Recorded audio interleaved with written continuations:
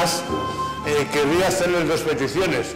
La primera es que no dejen sitios vacíos en el centro porque quedan muy pocos.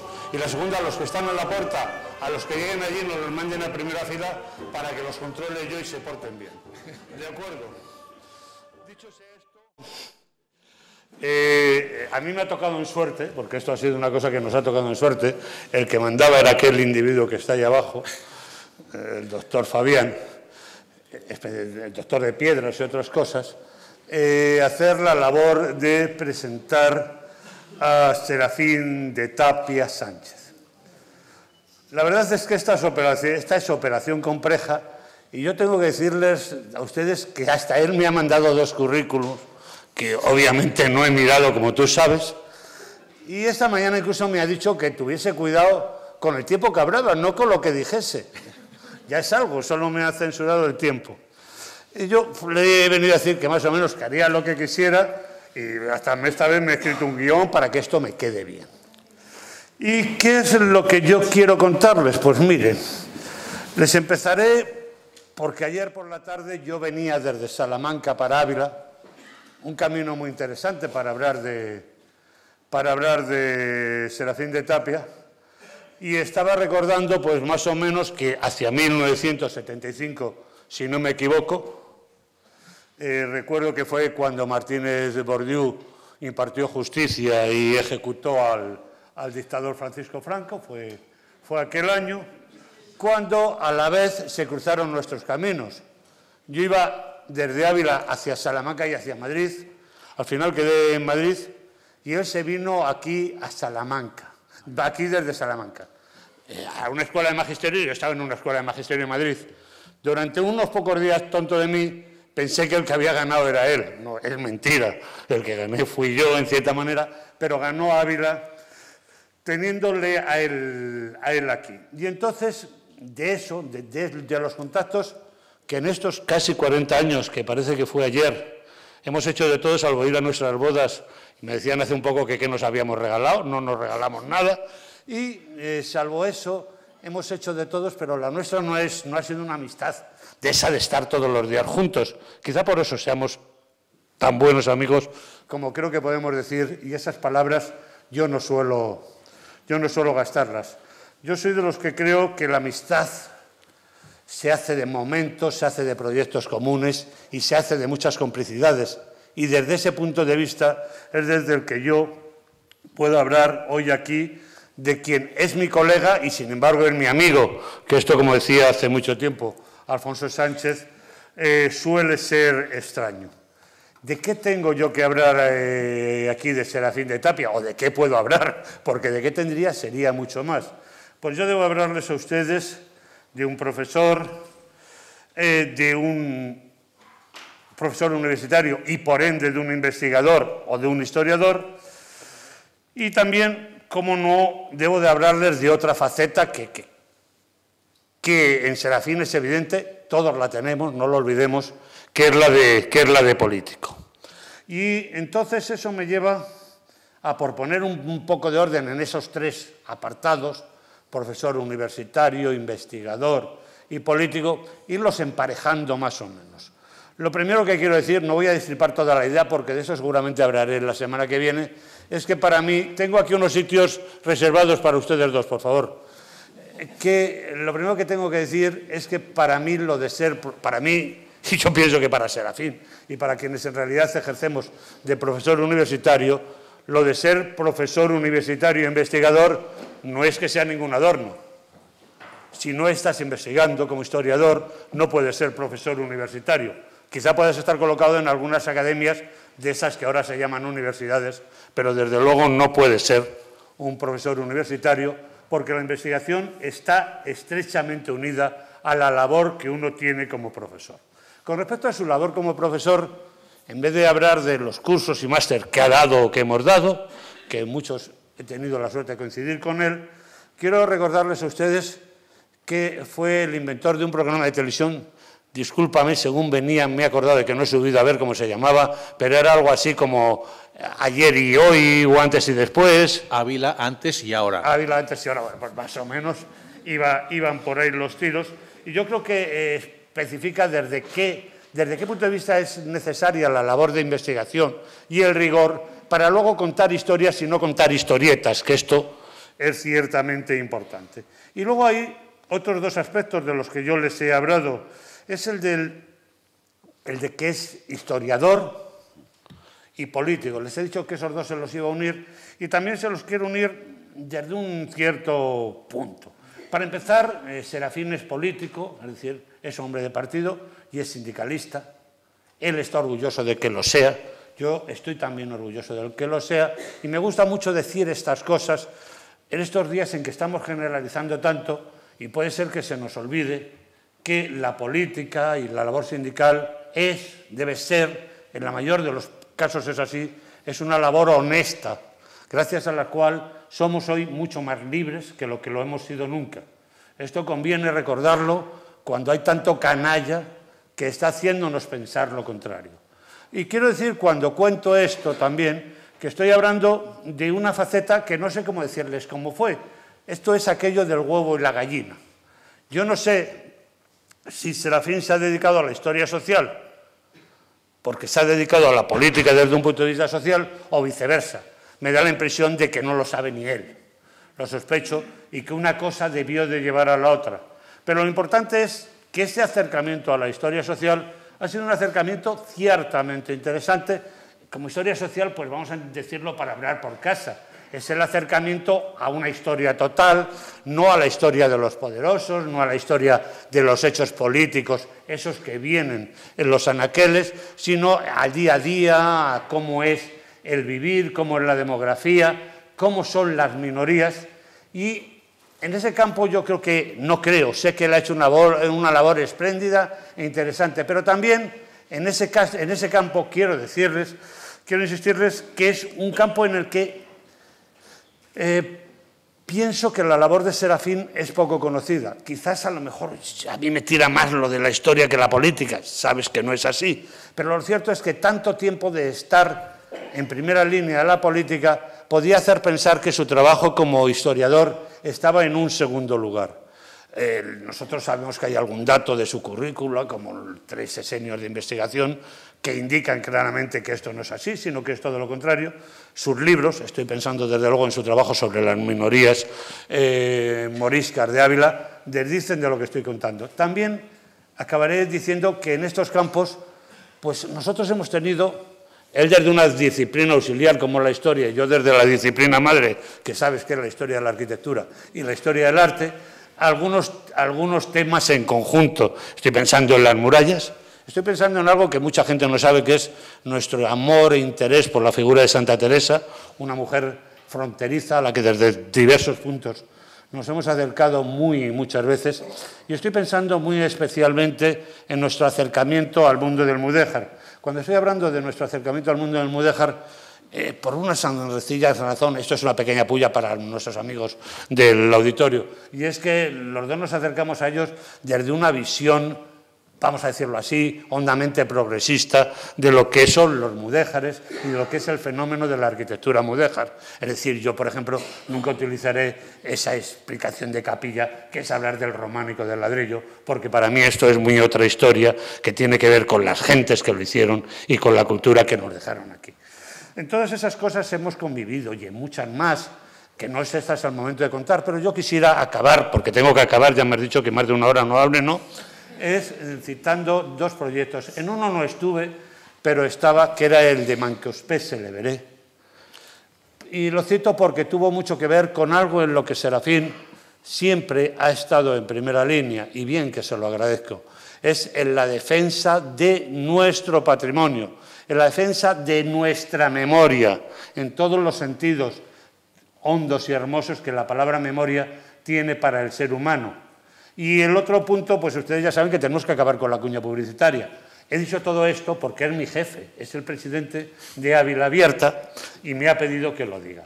Y he acabado esto así, recordando que al principio he dicho que somos amigos, así que por lo tanto a él ya no le sirve de disculpa empezar diciendo que he dicho esto porque soy amigo, porque espero que me haga el honor de saber que si no fuera verdad que pienso lo que he dicho, no lo iba a decir. Por ejemplo, no he dicho que tenga pelo, ni he dicho que sea alto, entre otras cosas.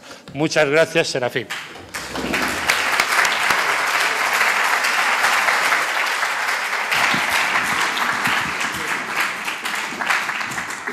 Bueno, después de esta presentación tan elogiosa, propia de un amigo, pues, en fin, se queda uno un poquito, en fin, helado. En realidad, tal como dijimos el pasado martes, estas tres charlas, la del siguiente martes, precisamente la va a dar él, son charlas de tres amigos para sus amigos, que sois vosotros.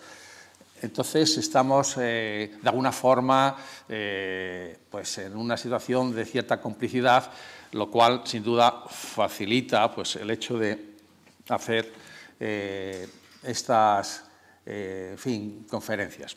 Bueno, yo tengo aquí en mis notas, pues, una especie de relato histórico de cómo llego yo a la historia y tal, pero casi es que lo ha dicho también José Luis, que casi esa parte, de alguna forma, me la voy a saltar. Aquí tenía yo esta cuestión yo usaba 4 mimbres, historiador, profesor, investigador y persona con compromiso sociopolítico, ¿no? Él ya ha hablado de ello. Por otra parte, es obvio, es decir, nunca he ocultado mi perfil en ninguna de estas dimensiones, lo cual, por otra parte, bueno, pues, en fin, me ha proporcionado algunas dificultades, sin duda, pero tampoco, en fin, excepto en alguna ocasión, claro que sí, que también la he sabido, pero quiero decir que en la ciudad en general, pues me ha recibido bien, la mayoría. Habrá mucha gente que no me tenga ninguna simpatía, pero tampoco me lo reprochan en la cara. De manera que me encuentro muy a gusto aquí. Aquí vine, bueno, casi por casualidad, buscando trabajo. En septiembre del 75, como decía José Luis, en las vísperas de que Franco muriera, también en los días siguientes a que firmara sus 4 últimas condenas a muerte, y desde entonces, pues, hasta aquí, ¿no? Bien, antes él hablaba de que yo he trabajado la historia social, efectivamente, historia social, tanto historia social más en los que he trabajado, alfabetización, fiscalidad, demografía, relaciones interétnicas, etcétera, como por los sujetos históricos a los que he prestado atención. Casi siempre aquellos que estaban en las partes bajas de la escala social, artesanos, es decir, obreros que diríamos hoy, campesinos y los grupos minoritarios étnicamente hablando. De forma que ese es el ámbito general.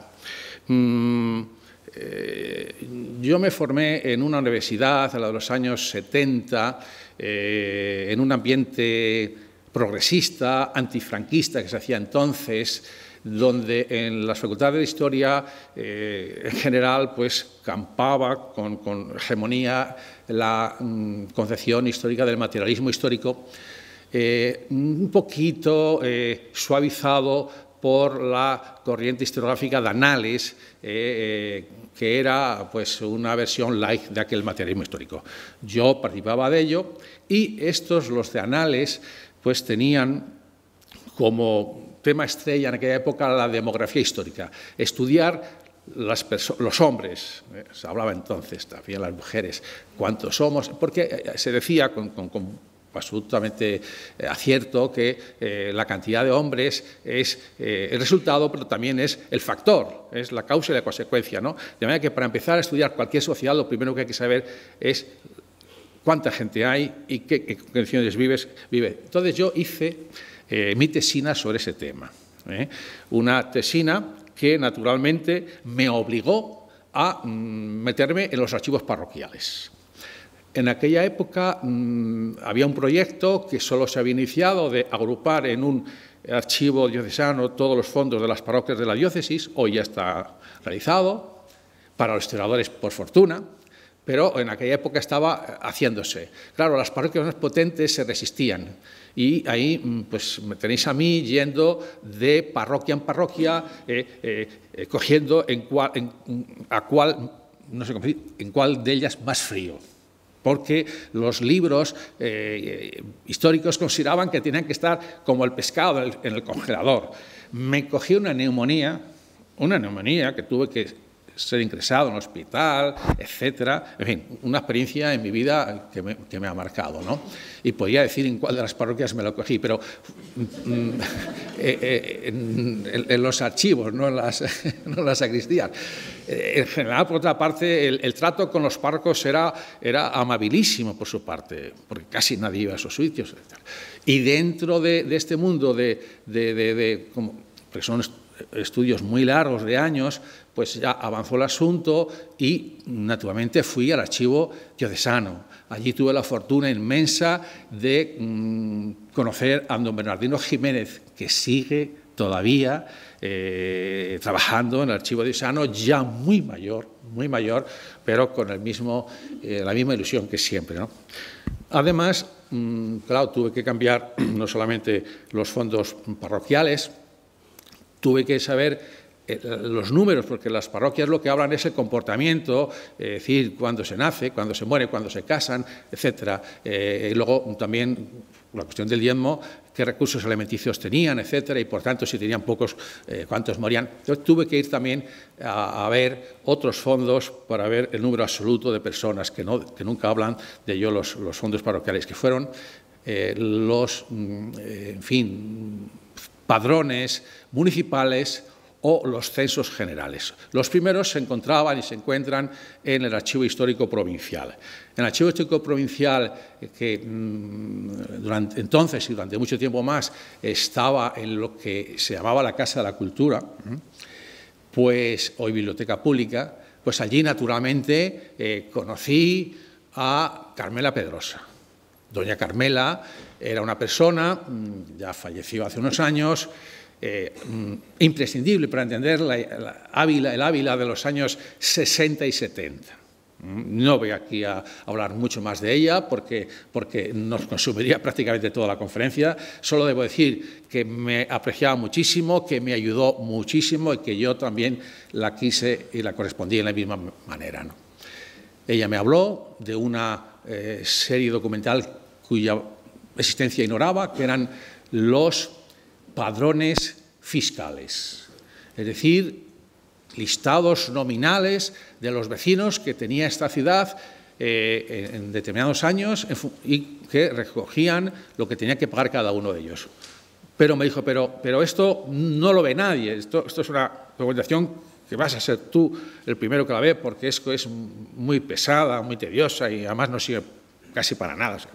Bueno, después, además de los padrones, naturalmente me habló, esto ya lo conocía, de los protocolos notariales.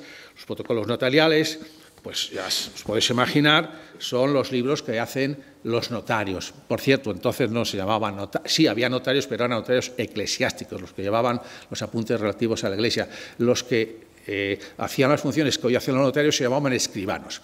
En Ávila había 12 o 14 escribanos, notarios.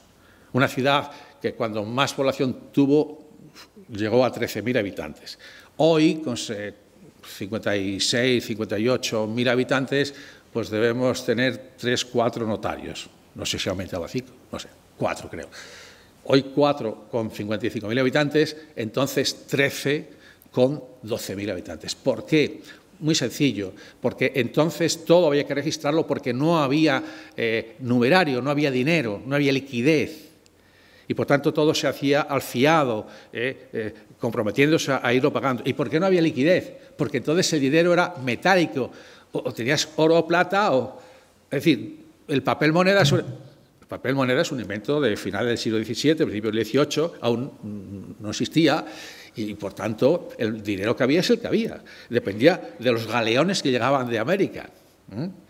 Y como eso pues, se producía, pero no la cantidad necesaria, ¿no? En una época de mucho dinamismo, pues todo se registraba. Y todos los protocolos notariales se hacen eco de toda la vida cotidiana, desde la compra de un burro que se aplaza y se contrata en plazos a poner un chico a estudiar el oficio de pastelero, a hacer un inventario de los bienes de una botica que se va a traspasar, a hacer capitulaciones matrimoniales, a hacer compras, a hacer ventas. Bueno, es un universo. Los protocolos notariales es un universo de tal manera que pocos historiadores se atreven con ellos en serio. Sí, muchos historiadores buscan la fecha, tienen noticia de que por entonces ocurrió algo y buscan ese algo. Pero leérselo todos, sistemáticamente, no todos, haciendo un muestreo inteligente. Yo, por ejemplo, hice de cada 25 años todos los protocolos de ese año, todos los libros, de 25 a 25 años, para hacer 1503 hasta 1626 cortes. Y para entonces había leído 100 metros lineales de protocolos, 100 metros lineales, con una letra que en estos momentos ya he calculado unos 200 metros he leído.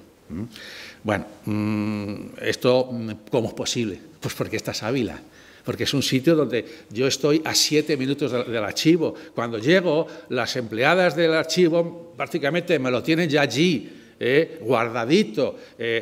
No tengo más que sentarme ya lo que tarda casi el ordenador en encenderse y tal.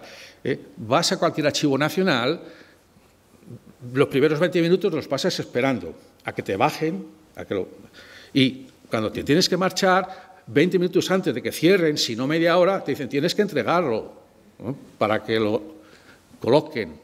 Lógico, porque ahí tiene mucho movimiento, pero aquí, aunque también tiene movimiento, no tiene tanto. Bien, la cosa es que es una fortuna haber encontrado estas personas que me orientaron, estos fondos que estaban a mi disposición y esto tengo que decirlo, la riqueza de nuestros archivos históricos. ¿Y cómo se explica que Ávila, una ciudad pequeña, tenga estos fondos tan ricos? Bueno, podría hablar de otras series igualmente ricas, pero solamente le anunciaré los expedientes de los pleitos de primera instancia, esos pequeños conflictos que no tenían la importancia como para ir a otra instancia superior y se quedaban aquí, pero que es el reflejo del pequeño conflicto. En otras partes, todos esos expedientes, esos y los listados de los protocolos, de los padrones fiscales, en los demás archivos en general, los han destruido con el paso de los siglos. ¿Por qué? Pues porque en todos los sitios el problema de los archiveros es el sitio, es que me comen los papeles, tengo que hacer sitio para nuevos papeles. Pero aquí, esta ciudad, en esta época, siglo XVI, tenía 13.000 habitantes. En 1850 tenía, no 13, sino 4.120, 3 veces menos.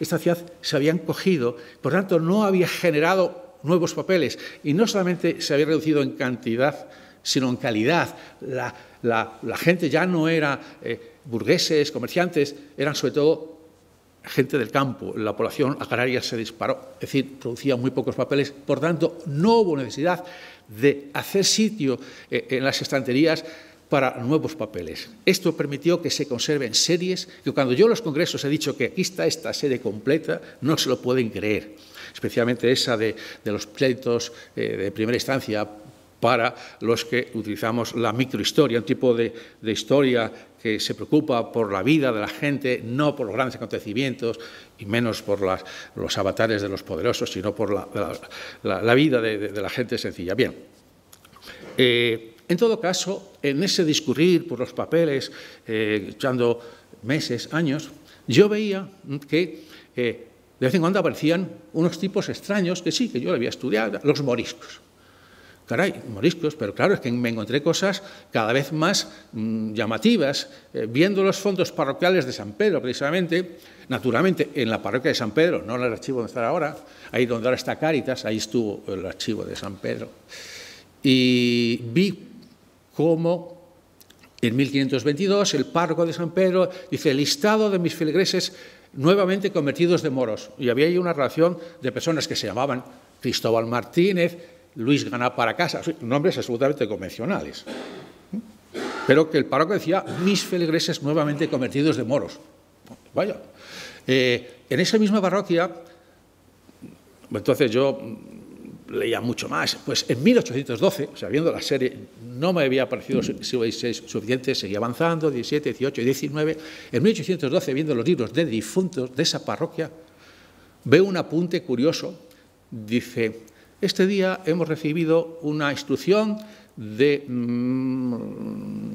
la Junta Central, creo que se decía, que se haya reunida en Cádiz, 1812, estaba en Cádiz, diciendo que en las parroquias debe destruirse los sanbenitos que hay en ellas.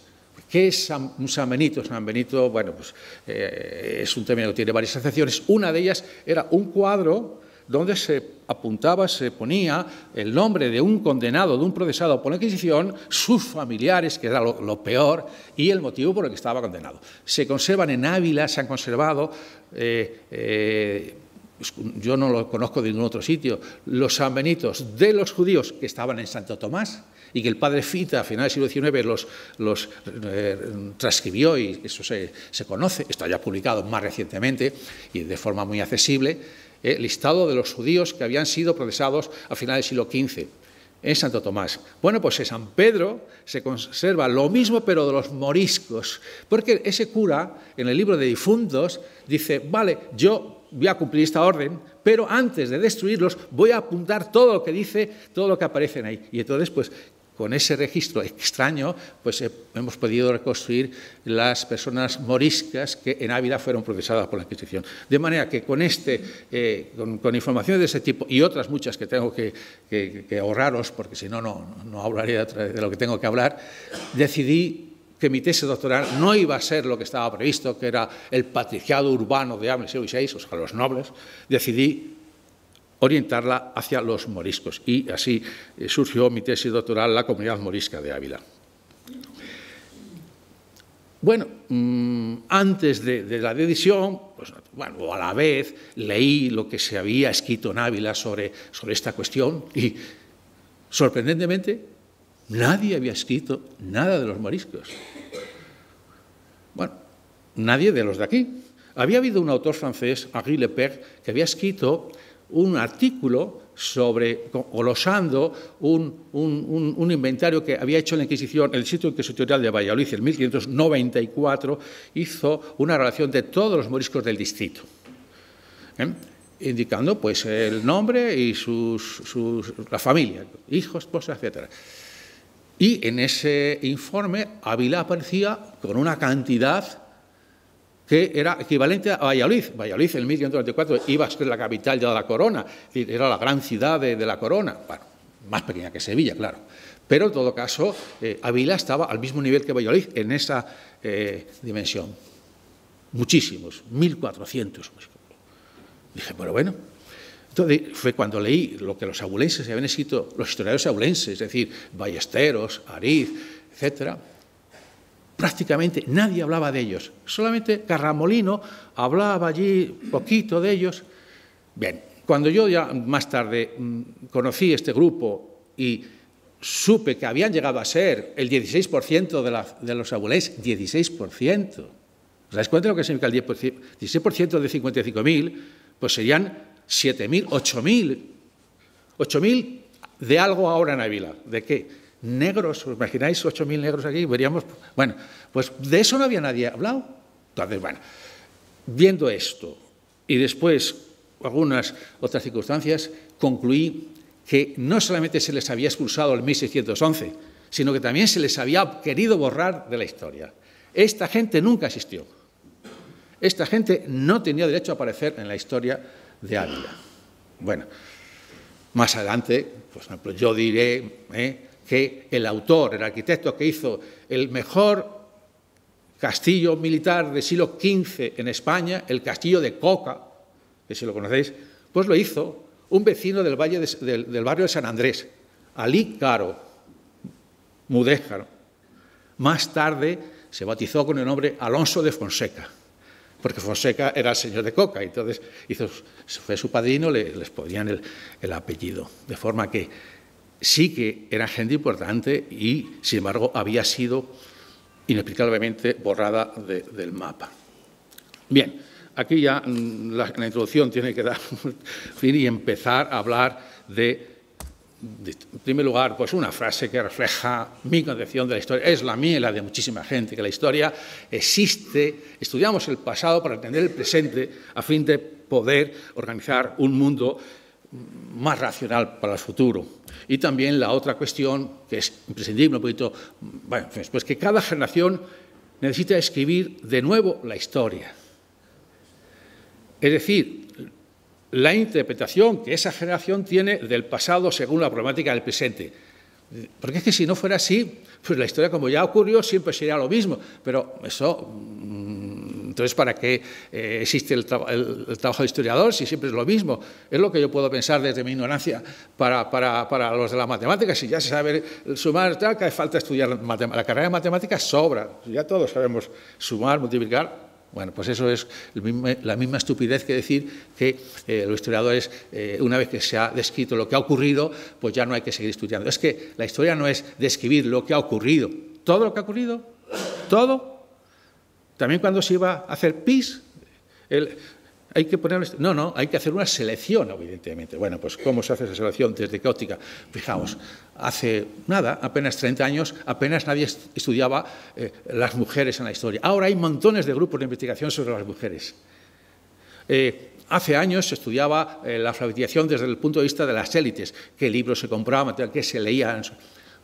Bueno, hoy, con una sociedad democrática, nos preocupa la alfabetización del pueblo llano, que leía, y veríamos que leían sobre todo lo que se llamaba la literatura efímera, es decir, la literatura de cordel, aquellas historietas, aquellas tragedias, aquellos asesinatos donde una persona se aprendía de memoria un romance y luego la gente lo llevaba a casa, costaba muy poco, dos maravedíes, un pliego. Es decir, la gente no tenía libros, pero tenía esos pliegos, luego sabía leer y escribir. Hemos encontrado los inventarios de algunas librerías que tenían 600.000 ejemplares de la crónica del asesinato. 600.000, 200.000, no en Ávila, estoy hablando ahora de Toledo. Pero es decir que hay mucho campo que estudiar y, por tanto, aquí que veo algunos rostros jóvenes, hay futuro, hay mucho que estudiar. Bien, bueno, la panorámica de Antonio van Bingaerde del año 70, que marca esta ciudad, es que no ha cambiado gran cosa. Esta foto aérea, 1948, refleja casi exactamente lo que Antonio de las Viñas, que es como se llamaba Antonio van Bingaerde, como entonces lo que se llamaba era hablar castellano. Él dijo, no, yo me llamo Antonio de las Viñas. Ahora es al revés, todo lo queremos decir en un idioma que no sea el nuestro, porque tenemos una autoestima un poquito, en fin.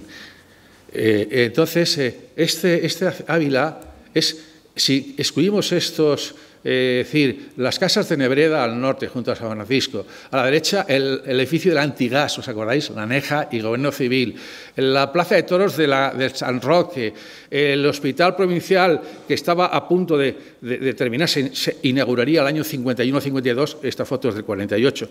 Y finalmente, abajo, el hospital provincial, lo que es la residencia Teresa María Jornet, que había sido hospital general del final del 18, eso es nuevo, y finalmente el edificio de la fábrica de algodón o de harinas. Excluidos esos puntos, todo lo demás era, es decir, lo que es hasta dónde llegaba la ciudad, dónde terminaba. Es que hay acuerdos municipales que decían, empiédrese la calle de la Toledana hasta...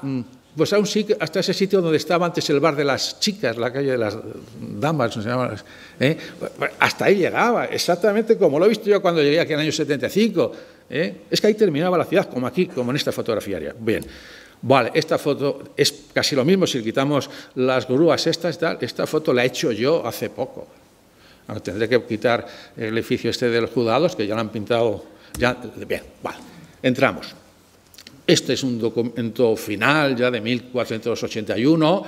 En esa época la letra es mucho mejor que en el siglo XVI. El siglo XVI es mucho peor que esta. Y esta es una página de un pleito. ¿Por qué lo traigo aquí? Pongo ahí, el mantenimiento de la muralla era una obligación compartida. He hecho este recursito, este truquito, y entonces ahí vemos que están describiéndose las obligaciones de los distintos grupos para la muralla, tanto en épocas de guerra como en su mantenimiento habitual. Y dice que desde dicho tiempo inmemorial a esta parte, repartidos en esta manera, se han repartido las obligaciones en esta manera, que los caballeros efijos de algo, en los tiempos que la dicha ciudad se había de velar, se velaba, o sea, se había de vigilar, los caballeros efijos de algo eran obligados a la rondar, a hacer la ronda, naturalmente a caballo y por fuera, ¿no? Y que así la rondaban. Y que los hombres buenos, o sea, el pueblo llano, la ciudad, ciudadanos, eran obligados a la velar. Bien, en los vecinos se entiende a velar, si el otro decía que la rondaban y estos la velaban, supongo que sería en el paseo de ronda, en el adarve, detrás, escondidos por las almenas. Bien, dice, en los vecinos y vasallos de la tierra, de la dicha ciudad, la tierra era el entorno rural, iba desde el Tiemblo hasta Fontiveros, luego de Fontiveros para allá estaba la tierra de Arévalo, o sea, Arévalo tenía su propia tierra. Y luego Ávila también tiene la suya, y luego estaban los territorios señoriales del duque de Alburquerque, en Arenas, etc. Bien, entonces los campesinos de la tierra habían sido obligados a reparar los adarves en las cavas es el foso de la dicha ciudad, y traer todos los materiales que eran necesarios de piedra, cal y arena. O sea que los campesinos traían la materia prima, la cal y la piedra, la arena, dice, para los dichos muros. Es que los moros de la dicha ciudad eran obligados a poner las manos. O sea, con la materia prima que habían traído pues los moros eran albañiles, casi todos. Y los judíos, el fierro. El hierro era imprescindible, las cadenas para los puentes levadizos, el contrachapado de las puertas, todas las puertas estaban chapadas, si no, Iza Toledo, donde han conservado las puertas así, y entonces esto explica que cada grupo social, nobleza, pueblo llano, campesinos, moros y judíos, cada uno hacía su aportación. Eso a mí me pareció una especie de metáfora de por qué la muralla se ha conservado también, porque ha sido siempre vista por todos como algo que no era de nadie, sino de todos. Y gracias a ese esfuerzo compartido, pues se ha conservado. Hay que decir que había un concejal de los 14, uno solo se dedicaba al reparo de los muros, y que periódicamente se echaban, periódicamente se echaban de ramas para pagarla, de manera que nos ha costado mucho conservarla. Bien. Como consecuencia de poner las manos los moros en las partes altas, que son las que se desmoronan, pues hay restos que hablan de esa forma peculiar de los moros de hacer, es decir, el dominio del ladrillo. Aquí el ladrillo es una materia prima rarísima, extraña. Aquí lo que predomina es la piedra, aquí lo que predomina el ladrillo hay que traerlo, hay que quererlo hacer. Y entonces ellos pues hacen ahí esas bandas, esos frisos, que parece, yo siempre hablo de una especie de firma étnica. Ellos quieren que conste que ellos... Luego ya, pues cuando esto porque se ha desmoronado esta parte, la parte que siempre se cae de los muros es esta, y se restaura, ya se les olvida poner eso. ¿Se les olvida? ¿O es lo mismo que hicieron los historiadores? Hay que borrar todo lo que nos hable de una gente extraña que no son de los nuestros. Una actitud memoricida. Yo a lo mejor soy mal pensado, pero es que me extraña que eso, bueno, a veces ponen hasta el alfiz aquí en los accesos a los cubos, pero de esto... Bueno. ¿Quiénes eran estos los moros, de los que acabamos de hablar? Pero también había judíos. Y aquí tenemos unos datos de carácter, en fin, numéricos, que siempre pues tenemos demográficamente, los cristianos eran el 75% de los habitantes de la ciudad, y el otro 25% se lo repartían el 17% los judíos, y el 8 así los moros, entre los tres 100%. No había ninguna ciudad morana de Castilla donde los cristianos tuvieran un porcentaje tan bajo. Dicho de otra manera, en ninguna otra ciudad había tantos judíos y moros como en Ávila, al menos en términos porcentuales. De esto aquí no vamos a hablar, de los motivos, pero eso es una cosa sorprendente. Nunca se había dicho esto. Estos son datos de carácter fiscal, es decir, que no es retórica. La fiscalidad es una cosa muy seria y en fin, no se puede gastar bromas con quién paga y cuánto. Bien, hasta el año 1483, antes del comienzo de la Guerra de Granada, la distribución de las cargas se hacía de esta manera. Los cristianos aportaban el 50% de lo que había que pagar, eran el 75%, pero pagaban el 50% porque para eso eran los que mandaban. O sea, sí, convivencia sí, pero sabiendo quién mandaba y quién estaba arriba y quién estaba abajo. Eso los judíos pagaban en torno al 33% y la mitad de ese 33%, por tanto 17%, los moros. 17, 33 y 50. Pero el año 83, cuando había comenzado la Guerra de Granada, que se comprobó que era carísima, la Guerra de Granada fue muy cara, básicamente porque aparece un factor absolutamente novedoso, que es la artillería. Pero unos cañones de la época que llegaban 150 metros. Había que poner el cañón a la puerta del castillo. Y para llevar un cañón, que entonces era muy difícil, a la puerta de un castillo, había que hacer unas carreteras, unos caminos, que un alemán que vino por entonces se quedó maravillado, no de otras cosas, sino de la red de caminos que habían hecho el ejército cristiano en Granada para hacer que los cañones, que las bombardas pudieran estar a la puerta de los castillos. Bueno, el resultado fue que fue una guerra costosísima en dinero, también en hombres, en tiempo, 10 años, y los reyes católicos dijeron, el precio de esto vamos a tener que pagarlo un poco entre todos mejor. Los cristianos bajan del 50 al 33% y el 66% los otros. Los judíos pagarán el 44% y los moros el 22%. Bueno, este ya es unos datos que son incontrovertibles. Son datos, en fin, expresados por ellos en sus pleitos. Los judíos sobre todo eran muy pleitistas y no se callaban. Y claro, nadie les contradijo porque era evidente, ¿no? Bien. Por entonces, esa misma época, año 83, un poquito más adelante ya, aquí se estaba construyendo un gran complejo, el complejo de Santo Tomás. Este complejo tiene tres partes, tiene tres partes. Una es la parte, podríamos decir, de la iglesia, que es la más visible, la iglesia, impresionante, con el retablo. Luego un convento, un monasterio de dominicos, que se ve menos, pero que ha tenido una vida, una efervescencia con sus claustros. Y luego el Palacio de los Reyes. En la parte final estaban los reyes, que se hacen un palacio de verano. Los reyes, todos los reyes han tenido palacios aquí y allá. Tal. El de aquí es menos conocido porque sabéis que al final, cuando muere el heredero, don Juan, es enterrado aquí y los reyes nunca más vuelven. Eso es muy habitual. Los padres, cuando tienen un hijo en un sitio, ese sitio lo borran y nunca vinieron. Pero ahí está el Palacio de los Reyes. Bueno, pues esa parte del complejo de Santo Tomás, el Palacio de los Reyes Católicos, que es donde estaba el Museo Oriental, con ocasión de la exposición aquella de las dos orillas en el año 4, para conmemorar el Tratado de Tordesillas, pues quitó el revoco de aquellas salas y apareció esto. Bueno, por entonces aparece eso. Y por entonces estaba haciendo un libro de Capderá, pues una autora, en la cual ya había encontrado los nombres de los alarifes que habían participado y como entonces todavía eran musulmanes, se llamaban Abraham no sé qué, Yusuf no sé qué, Yahya, Ali, Mahomet. Montones de moros trabajaron en Santo Tomás, no en la parte, podríamos decir, de piedra, no en la fachada, sino en el interior, como en este.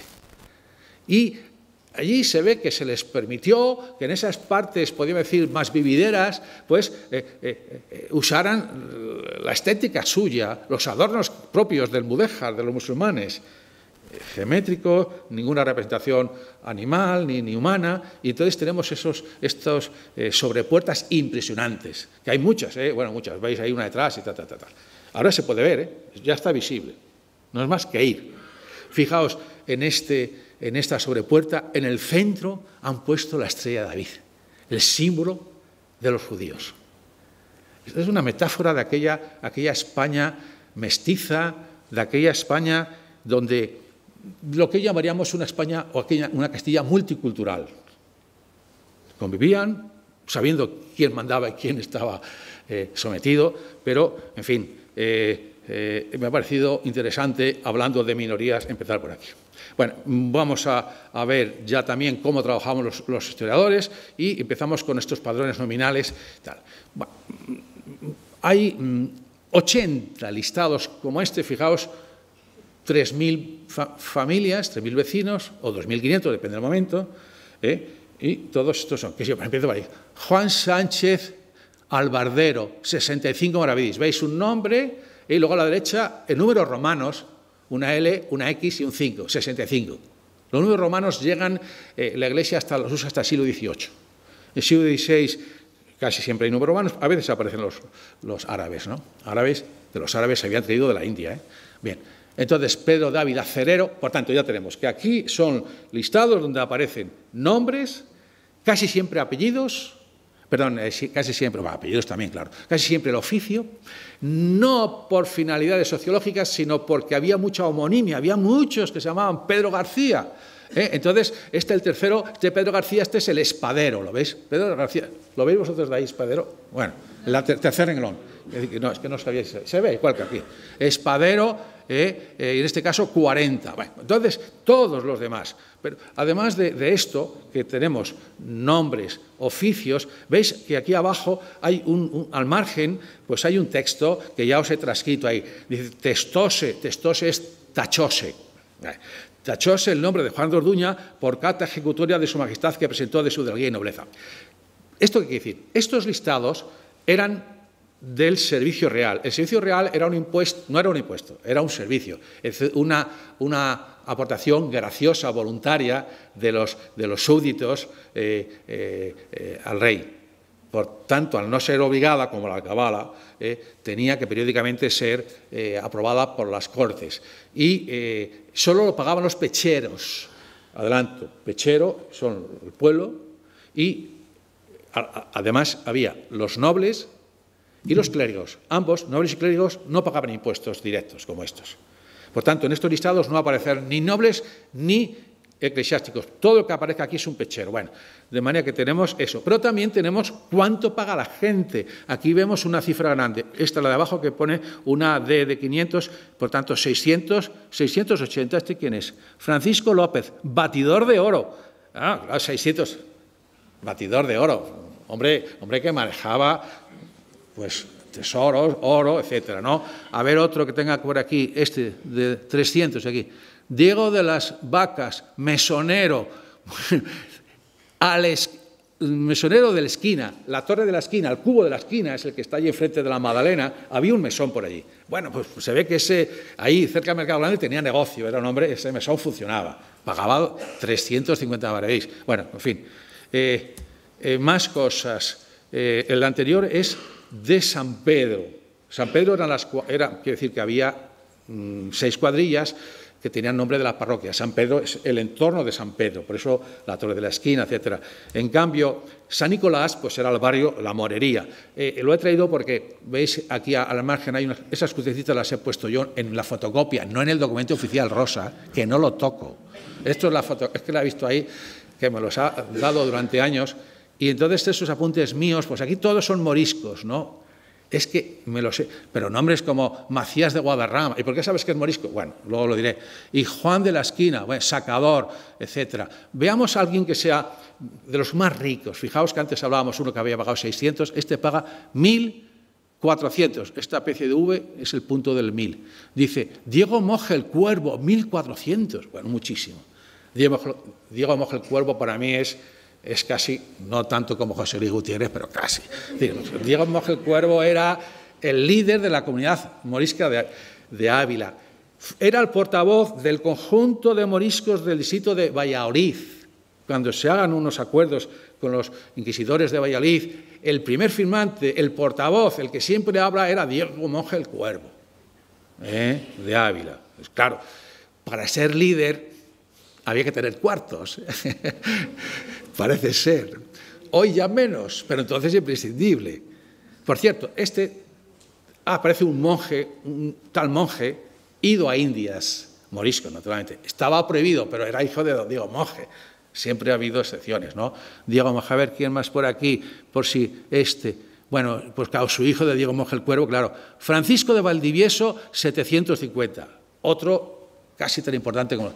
¿Quién eran los Valdiviesos? Francisco de Valdivieso era notario, o sea, escribano. Además llevó unos libros donde, claro, gran parte de su clientela eran moriscos. Estos Valdivieso eran una familia pues, muy acomodada, había, como veis, notarios, había médicos, hubo otro que se llamaba Alonso de Valdivieso, que, más joven, de otra generación posterior, que llegó a ser doctor en medicina por la Universidad de Valladolid, y cuando la expulsión, era joven, pleiteó contra quien quería, que él decía que él era cristiano de toda la vida, que no sé qué. Vamos, pero yo sabía quién era su abuelo, su tatarabuelo, todos moros, moriscos, pero él... Y finalmente dice, mira, ¿sabes qué os digo? Que me voy porque me da la gana, pero soy cristiano, viejo. Adiós. Y se marchó. Y aparte de había habido pues, otro médico que también debió ser su padre. Bueno, en fin, no podemos... Esta es la cuadrilla San Nicolás. O sea, claro, estos listados dicen algo cuando tienes más información, pero todavía no ha acabado el dibujo.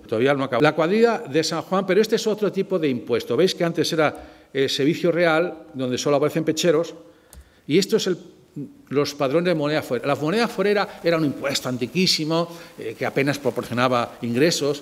Cada pechero pagaba 16 maravedís. Fijaos con los que antes aquí se despachan. Por cierto, dentro de los que se despachan 1.400, pero una persona tiene dos. ¿Quién es? La de Cuadrado, la de Cuadra, una viuda, la de. Las mujeres nunca se sabe cómo se llaman. Es la de. Fijaos lo que eso significa desde el punto de vista... La mujer no tenía personalidad, es la de 2 maravedís, o sea, una miseria. A ver, ¿quién es esta persona? Mari Jiménez, mujer que fue viuda, otra viuda. ¿Quién es? Pedro el Lobo, ido a su mujer, o sea, otra vez la mujer. Las mujeres, si eran viudas, eran pobres de solemnidad. Ser viuda equivalía a la pobreza más absoluta. Entonces no había pensiones de viudedad ni nada de esto. Y los hijos estaban ahí. Bueno, entonces, bien, pues 2 maravedís era muy poco, 16 también, que es lo que pagaban los pecheros. Pero estos padrones de moneda fuera tenían un interés impresionante porque estaba obligado a aparecer todos los vecinos, fueran pecheros, pagaran o no. Es decir, vamos a ver alguno de los que no tiene aquí nombre. Dice, es que se ve fatal. No sé qué, clérigo, termina en clérigo. No sé qué. El siguiente, el canónigo Giral, ¿veis? No hay nada. Por tanto, canónigo. El no sé qué, racionero, el racionero Aguilar, tampoco paga. Roque del Águila, capellán de no sé qué. El racionero, pues era un cargo de la catedral.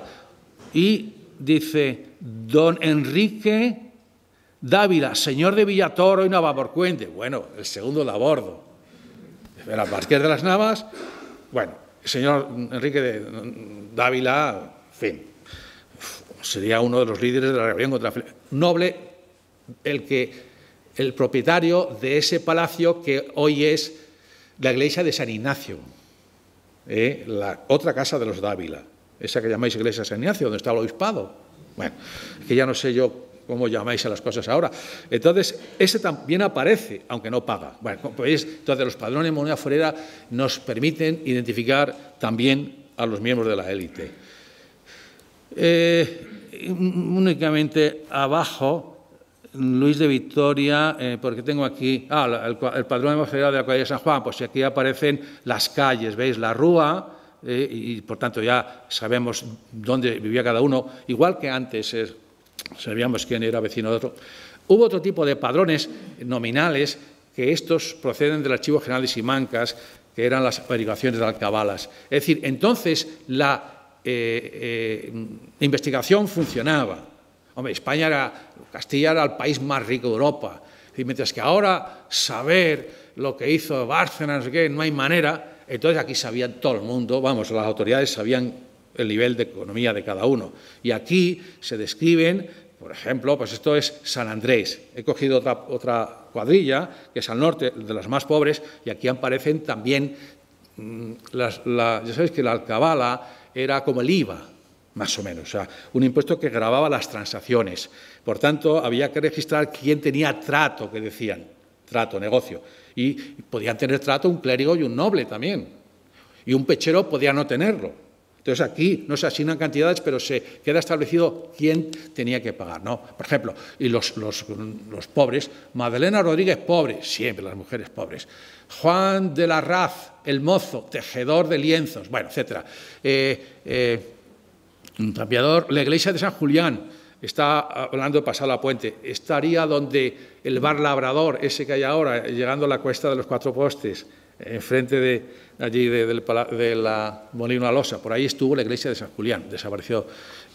Bueno, acábase pasada la puente y ahora empieza el interior. No, bueno, está del río para acá, pero no pasada la puente. O sea, entre el río y las murallas, las tenerías que están al río. Juan de San Martín, zapatero. Y entonces aquí se ve que casi todos los de ese barrio son zapateros, curtidores, etcétera. Zapatero, peraile, también pergaminero, que también está relacionado con el cuero, pergaminero, otro pergaminero, curtidor, otro curtidor, etcétera. Bueno, en fin. Con lo cual, bueno, pues este tipo de averiguaciones o de vecindarios nos traen siempre muy claramente indicado dónde está cada cosa. Igual, la cueva de San Andrés, etcétera. Bueno, en fin. Me he molestado usando el padrón de 1502 los nombres. Fijaos que el 17% de la gente se llamaba Juan, el 12 Juan. Hombre, Juan era el hijo, el heredero de los reyes católicos. Era el padre de la reina Isabel, el padre de Fernando el Católico. Había casi todos los reyes se llamaban Juanes, o había muchos. Entonces, y era el apóstol preferido de Cristo. Por tanto, no hay que extrañarse que Juan fuera entonces. Ha sido así hasta hace muy poco. Ahora ya hay muchos Nelson y Oscar y cosas no así, pero y Pedro, la piedra, es decir, el apóstol, la iglesia y tal, el 12. Alonso es una peculiaridad española, su nombre de raíz, visigodo, pero claro, anda, que no ha habido Alfonso ya no es lo mismo, pues había habido hasta 12 reyes llamados Alfonso hasta el momento, después ha habido otros dos más. Bueno, Diego, Francisco, Cristóbal, es una cosa sorprendente. Cristóbal, que era el santo este que llevaba a cuestas al niño Jesús, que por cierto, encima de todas las iglesias está la imagen de San Cristóbal siempre. Normalmente, según se entra en la puerta, arriba, pintado en la pared, o representado en forma de estatua. Fijaos, el 6,2% de los valencianos se llamaban Cristóbales. Es decir, he echado cálculos como si ahora hubiera 1.700 Cristóbales en Ávila. Nombre que ha desaparecido. Hay muy pocos. No es raro, tan raro como Serafín, pero es un nombre ya natal. Bueno, y las mujeres. De las mujeres, bueno, aquí la muestra es de 789 individuos. Las mujeres tan solo he logrado 70. Porque, claro, cuando dice la de, pues ¿cómo se llama? ¿Quién sabe cómo se llamaba la de? La mujer la conocían por el nombre del esposo. Bien. Entonces, María, bueno, pues 18%, no hace falta decir nada. Catalina, bueno, Catalina se ha habido 4 santas Catalinas. Catalina de Siena es la más conocida, era dominica, relativamente reciente, muy apoyada por el Papa y por los dominicos, que era la orden, en el año 1518, la gran orden religiosa. Aún no habían aparecido los jesuitas, que son quienes le harán la sombra, ¿no? Pero entonces aquí había también dominicos y además, bueno, en fin, había sido una de ellas, había sido mártir, otra había sido... Por cierto, hay que decir que Catalina de Siena, cuando en su momento dijeron que Teresa de Ávila había que hacer la doctora de la Iglesia, dijeron los italianos, no, una española a cambio de que hagáis también a Catalina de Siena doctora. Entonces son las dos doctoras de la Iglesia. Si no, los obispos italianos no hubieran votado que Santa Teresa de Jesús fuera doctora de la Iglesia. Inés, bueno, Inés, la virginidad, Isabel, nombre de Juana, Ana, Elvira, no, bueno, los nombres. Algunos nombres muy castellanos, Jimena, Sancha, Mencía, los de, en fin, faltaría Bueno, había otras. Bueno, vale. Los nombres de las calles también los podemos encontrar. Fijaos, aquí aparece en este repartimiento la calle Don Jerónimo, que ha dado que hablar, porque se ha llamado la de Geranísimo tanto tiempo. Podíamos ver quién vivía, eran artesanos. Calle de Don Jerónimo. Calle de Berruecos, que es la siguiente, porque están por orden. Estaban hechos a calle Ita, es decir, a calle Aita, una detrás de otra, con lo cual los identificamos muy bien. Entonces, la calle de Berruecos es esa que hay entre donde está la pastelería de la Flor de Castilla y el antiguo Hotel Continental, para entendernos, ¿no? La calle de Berruecos, la que se llamó la calle Alemania hoy, así, y antes de Tomás Pérez. El letrero todavía está debajo, se puede leer. Sí, claro, es una autoridad aquí, Chucho. Bueno, pues Tomás Pérez, que fue quitado, porque es que el nombre de calle Alemania se lo pusieron porque en el Hotel Continental, que entonces se llamaba así, se hospedaban los oficiales de la Legión Cóndor durante la Guerra Civil nuestra. Entonces, en homenaje a ellos, se le quitó el nombre a Tomás Pérez. Y de paso, le quitaron el nombre a Tomás Pérez, que había sido el primer presidente de la Caja de Ahorros, progresista, republicano, masón, y encima no había sido imputado por nada, a pesar de ser presidente de la Caja. Él le quitaron. Y después aparece la calle Andrín, siguiendo, que es la calle que ahora llamáis de Reyes Católicos, que llegaba así desde el siglo XII y que ha estado llamándose de Andrín hasta bien avanzado el siglo XIX. Bien. Uno de los temas es la cuestión de quién entraba en los padrones, es decir, quiénes estaban obligados a pagar. Y hubo un follón constante, ves aquí, por ejemplo, está mandado quitar, etc. Hasta el punto de que, claro, los pecheros querían que el listado de los que tenían obligación de pagar fuera lo más nutrido mejor, así tocaban a menos. Especialmente los ricos, porque el reparto entre los miembros lo hacía una comisión que sabía muy bien la hacienda de cada uno, y decía, a ti te asignamos 1000 y a esta 2. Entonces, ¿qué ocurría? Pues como siempre, que los más ricos procuraban escaquearse, desaparecer, y por eso se crea la figura del procurador del común. Una persona, un jurista, que vigilaba de que nadie que no fuera noble pues se borrara. Bueno, a uno de estos procuradores del común lo asesinaron los familiares de alguien a quien él había incluido en la lista porque decían que era hidalgo y estaba allí y luego nadie quería ocupar este cargo.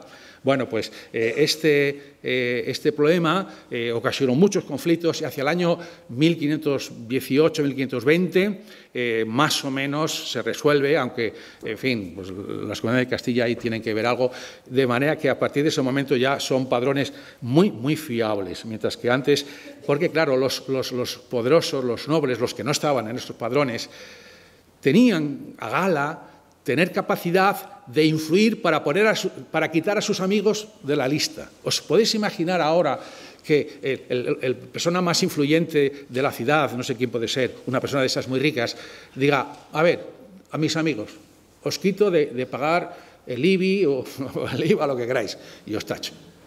Y entonces la autoridad tenía que estar aquí, porque el aparato del Estado era muy débil. Pues imagináis que eso pudiera ocurrir, pues eso ocurría aquí. Bien.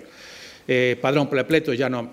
Los protocolos notariales, a pesar de que los padrones tienen mucho valor, los protocolos notariales son la auténtica estrella, es el buque insignia de los fondos de históricos provinciales, porque allí toda la vida de la gente, ¿no? Suelen ser libros gruesos. He puesto el bolígrafo. Este protocolo mide solo 25 centímetros, o sea que, bueno, es manejable. El otro día, el viernes, sin ir más lejos, pasé por el archivo y me encontré a un amigo que tenía 35 centímetros, o sea, casi medio metro, más de medio, que 35. Puse las pilas ahí para que, fijaos, ¿no? Claro. Yo tendría que ponerme de pie para poderlo leer. ¿Esto cómo se maneja? Pues se maneja así. Se parte, como dijéramos, por la mitad y así es como... Hay que ser tontos para hacer una cosa como esta, porque lo podían hacer por la mitad. Pero sabéis que había hecho una apuesta, digo yo. Bueno, los protocolos.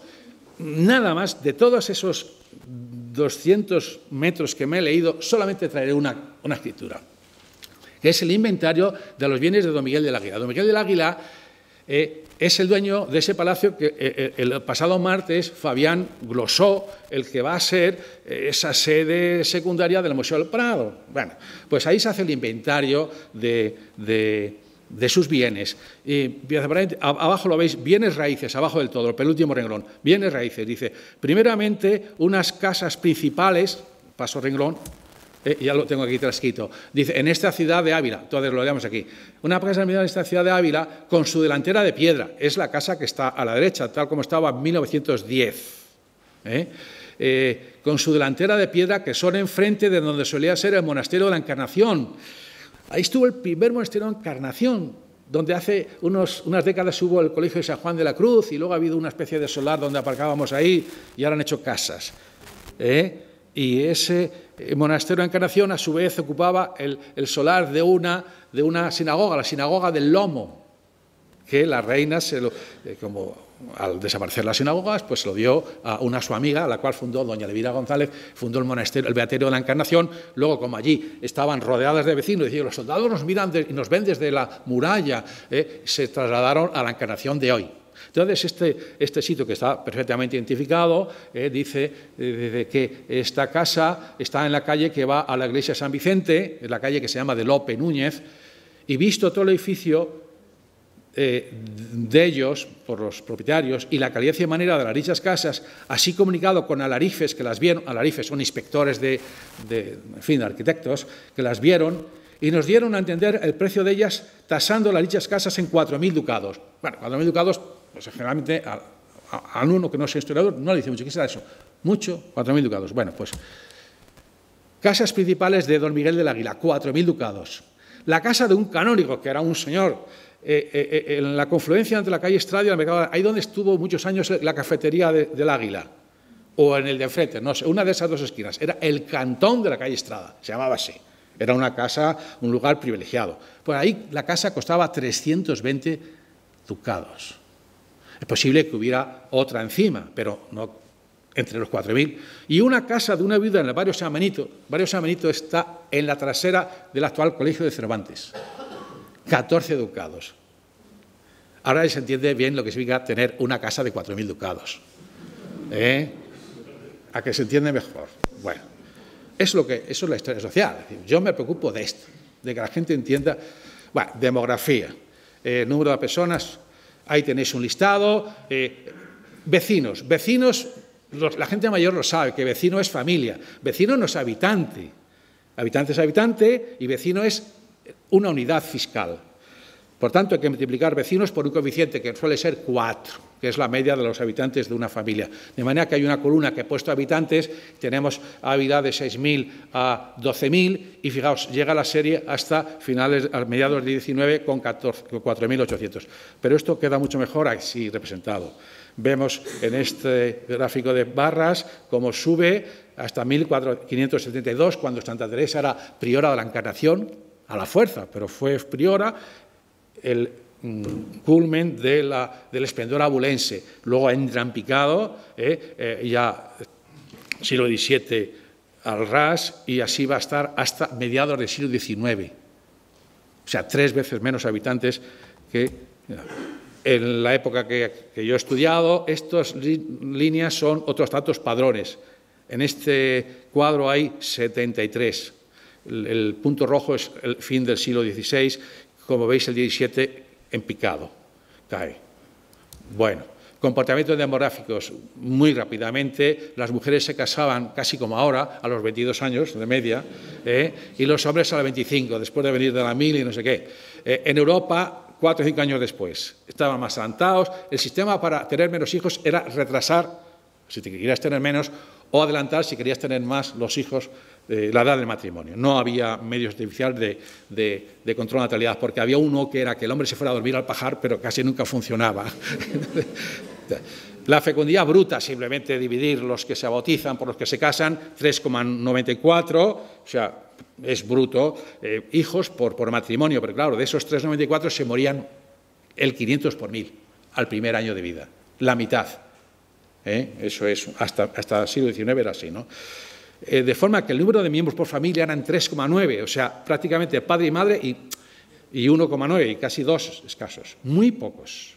Apenas había la tasa de reemplazo, es que son 2,1. Esto es en el caso de Ávila, esto es Ciudad de Ávila. Esto se completaba con la inmigración rural. Comportamientos demográficos, bautizados.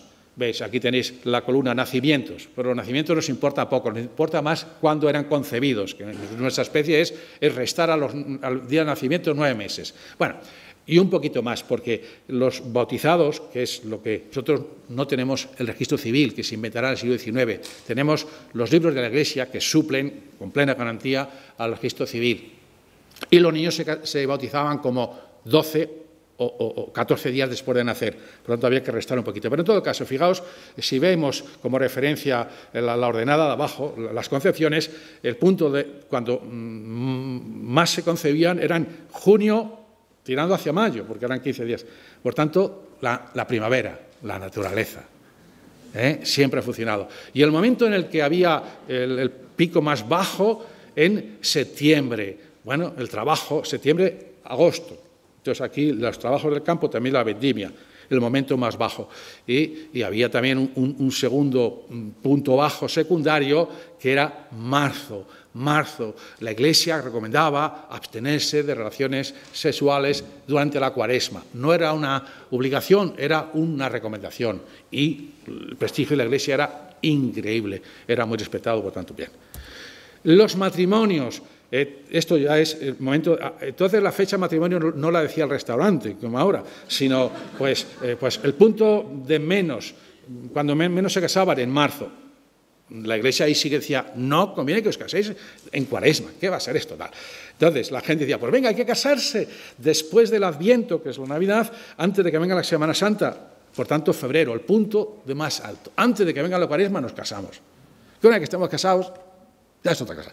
El punto más alto en febrero, otro punto más alto en mayo otra vez, y los puntos más bajos, aparte de la Cuaresma, agosto, porque había mucho trabajo y no estaban para bodas. Después de la cosecha, ya sí, bien. Las epidemias eran muy habituales, este es un catarro general, veis por meses cómo se disparaba la mortalidad habitual, o una peste bubónica, la del año 99, terrible. Aquí no fue demasiado mortífera, pero hubo lugares donde esta columna se incrementaba de manera excepcional. Bueno, una sociedad estamental, los 3 estamentos privilegiados, que eran clérigos y nobles, y pecheros, tercer estado. Los pecheros eran en torno al 80 y pico %. Este es un año concreto, no va a ser siempre la misma cantidad, unos 2.400. Unos 339 hidalgos, ya veremos que dentro de los hidalgos había a su vez sus grupos, y clérigos, 157 clérigos seculares. Los regulares no entraban en esto, estaban exentos, vivían al margen, o sea, clérigos seculares, porque había 300 monjas y 180 frailes, esos no están aquí. Clérigos que tenían casa. Los barrios. El barrio de los nobles por antonomasia era San Juan. ¿Veis la columna roja? San Juan es donde más nobles había, y San Pedro. San Pedro había bastantes nobles, pero sobre todo era el barrio de los clérigos. San Pedro es este barrio, o sea, desde la calle San Segundo hasta San Gil o los San Jerónimo, los Jerónimos, no sé cómo llamáis ahora, si es San Gil o los Jerónimos. Bien, entonces este era el barrio, los artesanos y los clérigos. San Juan, el de los nobles, y luego ya pues los pecheros estaban en todas partes, pero sobre todo San Nicolás, que era el barrio donde se asentaban los que venían del Valle Amblés, etc. Bueno, comparar la evolución de cada uno, pero números índices para poder comparar, claro. Y entonces se ve que la línea esta de los hidalgos roja desciende. Los hidalgos van a disminuir desde el siglo XVI hasta final del XIX, cada vez hay menos, porque se van a la corte. Aquí no pinta nada, se van a Madrid y le dicen, me mandáis las rentas para acá. O sea, los nobles se gastaban lo que sacaban en el campo, en vez de gastárselo aquí, se lo gastaban en Madrid. Eso se explica el hundimiento demográfico de la ciudad, ¿no?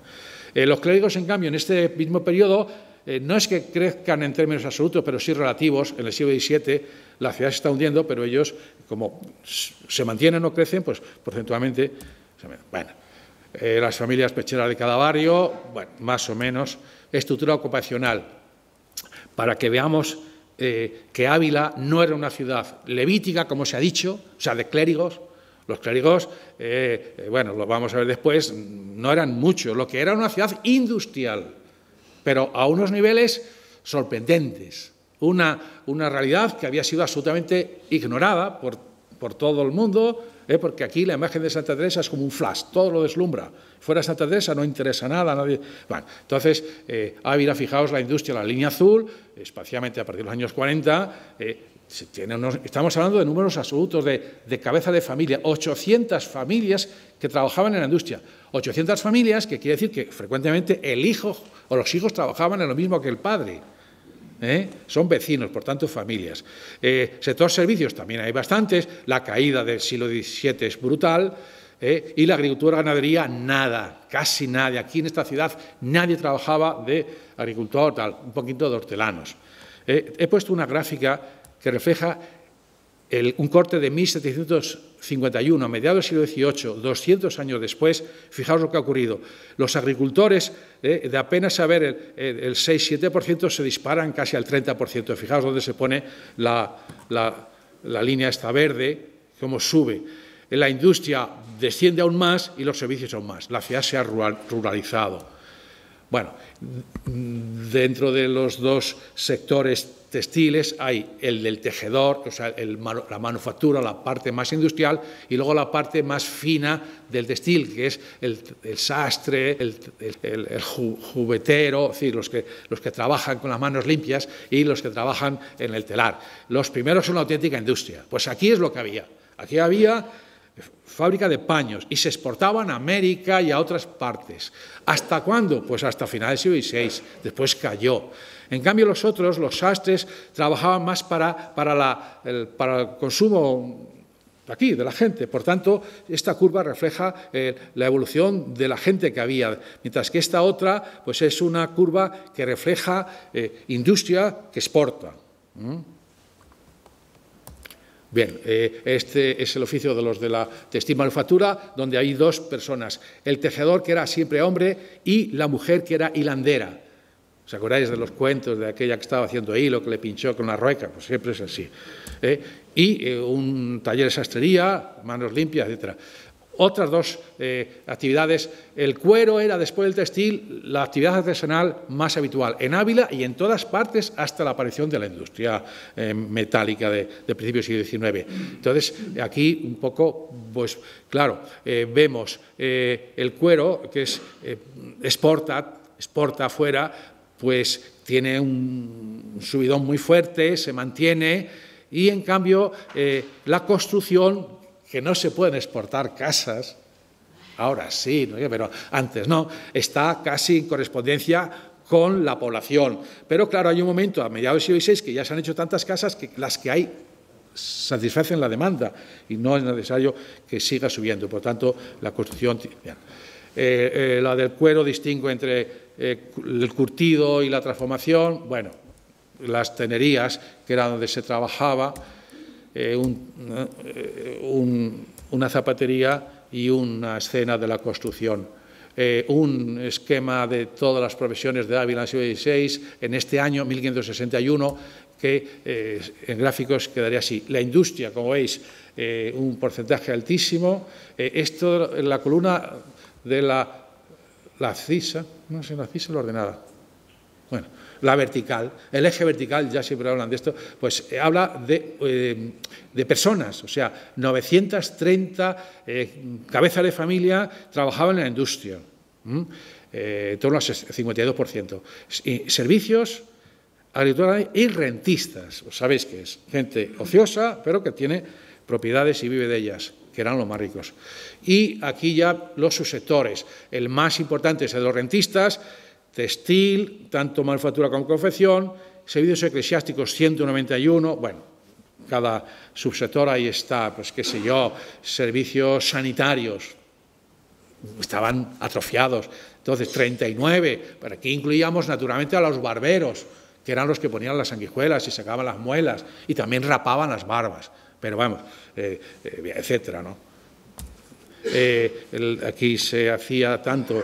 La molinería era fundamental para la alimentación, porque el trigo había que molerlo. Y, claro, el río Adaja, pues sabéis que es pluvinival y deja de tener caudal en muchos meses, por tanto, en fin, pues aunque se aprovechaba todo lo que se podía, y había un montón de molinos. Aquí tenéis este pequeño corte donde aparecen 1, 2, 3, 4 molinos, de los cuales solo queda el de la Losa, ¿no?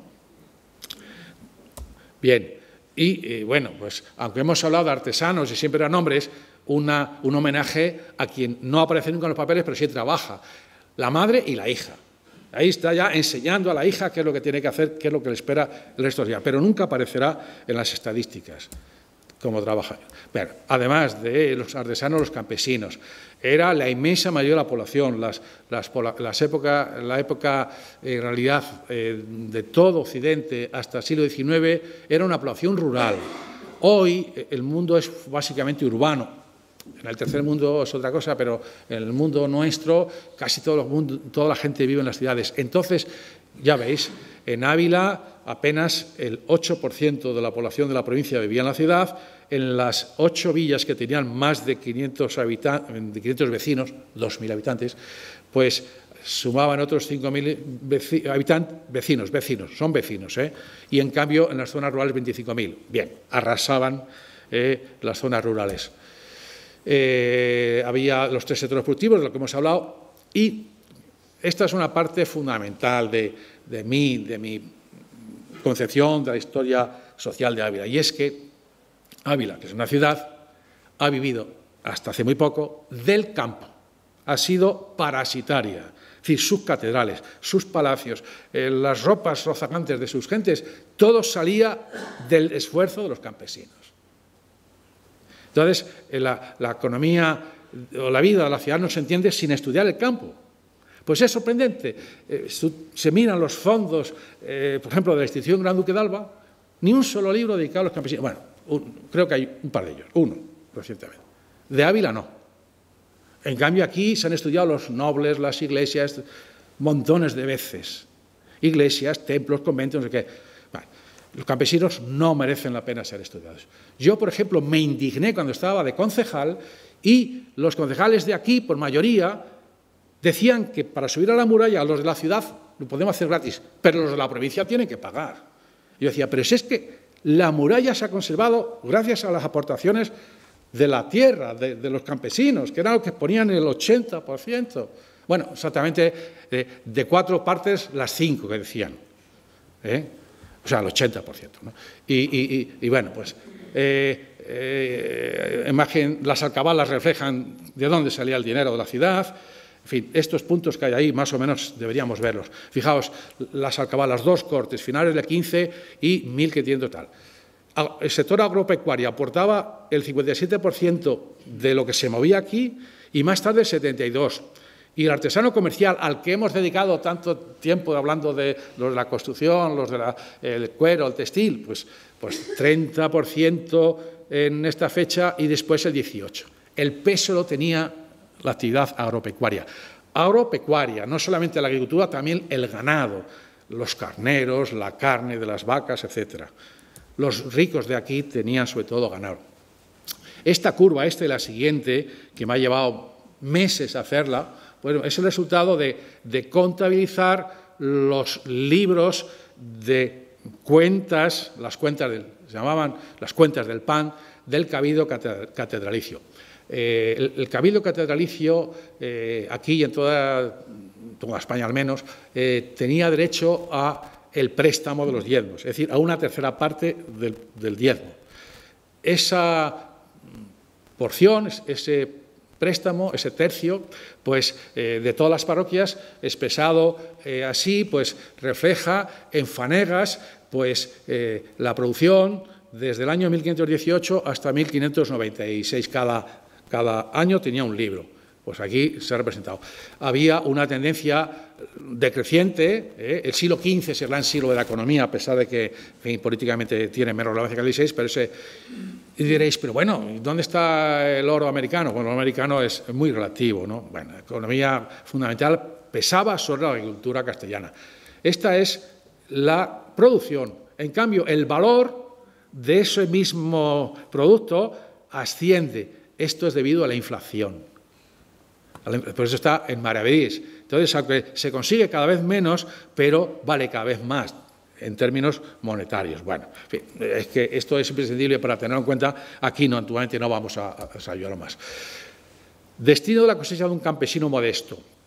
Al diezmo tenía que destinar el 10% del bruto, a la renta el 25 o 27%. Este dato, digamos, bueno, pues que alegremente se pone en 25, ¿por qué no pones 55? Pues son 1.200 contratos que me he machacado uno por uno, con una letra endiablada, tirando más de la mitad, porque dicen, le arriendo su tierra como el año pasado, entonces ya no me sirve, porque si no me das los datos, bueno, 25%, porque los campesinos raramente eran dueños de las tierras que trabajaban, eran arrendatarios casi todos. Es una imagen de, pero bueno, que Castilla la propiedad estaba muy repartida, ¿no? Eso es en Andalucía, aquí todos eran, aquí los campesinos solían tener un poquito de tierra, con la cual tierra no sacaban para vivir, pero se tenían que quedar, porque era lo poco que tenían. Esa pequeña propiedad les ataba al pueblo, pero como no podían completar, tenían que trabajar para otros. ¿Quiénes eran los otros? Pues los que eran los dueños de las tierras, los que vivían en las ciudades, los nobles, los eclesiásticos, los burgueses, es decir, los escribanos, los médicos, que sus ahorros los invertían porque el trigo daba mucho dinero. Era el producto por antonomasia, mucho más que la carne, que la leche y tal. Eran hábitos alimenticios distintos, no había frigoríficos todavía. Bueno, entonces, a renta el 25%, impuestos el 10%, simiente el 20%. Sorprendentemente hemos encontrado que la productividad era de 5 por 1. De cada grano que se enterraba salían 5. Claro, de esos 5, 1 tenías que apartarlo para enterrarlo en la siguiente sementera. Solo te quedaban 4. Pero 1 de 5 es 8-20%. Claro, una productividad, ahora estamos de cada grano más o menos, se calcula que salen 22. Entonces salían 5. Claro, así es difícil, ¿no? Deudas 5, subsistencia familiar, al campesino le quedaba el 30%, menos de un tercio de lo que se recogía del montón en la era de lo que podía disponer. El diezmo, bueno, en fin, ya sabemos que era una fuente absolutamente rigurosa, era el 10% del bruto, antes de los impuestos, con lo cual era una cantidad superior al 10%, ¿no? Se aplicaba solo a la economía agropecuaria, los médicos no pagaban diezmo, ni los albañiles, solo los productos agropecuarios, o sea, los campesinos. 10%, el pueblo llano lo pagaba sin ningún tipo de... En cambio, hay multitud de pleitos sobre los diezmos y siempre son los nobles, que si eran caballeros de la orden y tal, y los propios eclesiásticos y órdenes que eran propietarios y que se acogían a todo tipo de argucias para no pagar. Hay muchísimas alusiones a este tipo. La Iglesia se aprovechaba de la oscilación estacional de los precios. Ya sabéis que en agosto, cuando se da la cosecha, entonces no había silos, pues el grano vale muy poco. Pues en cambio, en los llamados meses mayores, o sea, depende del producto, pero en abril, junio, se está terminando las reservas, aún no ha llegado la nueva cosecha y el trigo se dispara, porque es que entonces no se podía traer un barco de trigo de Crimea, no sé qué. Se vivía de lo que se producía en el entorno, los medios de comunicación eran elementalísimos, lo más que se llegaba era Madridejos, provincia de, no sé si Madrid o de Toledo, Madridejos, Toledo. Es que frecuentemente iban a Madridejos, no sé por qué. Bueno, entonces, si Madridejos también había mala cosecha, se fastidió. Hambre. Bueno, las parroquias urbanas también se beneficiaban. Fijaos, un texto de las constituciones sinodales del Obispado de Ávila. He encontrado un texto similar en la de Toro, en Salamanca, en Segovia, en otras constituciones. Mandamos que de aquí adelante los mayordomos son los tesoreros, administradores de los bienes de lectores de cualquiera de las iglesias de nuestro obispado, sean tenidos de vender en cada un año los panes, el trigo. de su mayordomía en estos tiempos. 2 puntos. La cebada en el mes de marzo y abril. El trigo y centeno, que eran los 2 cereales panificables, en mayo y junio.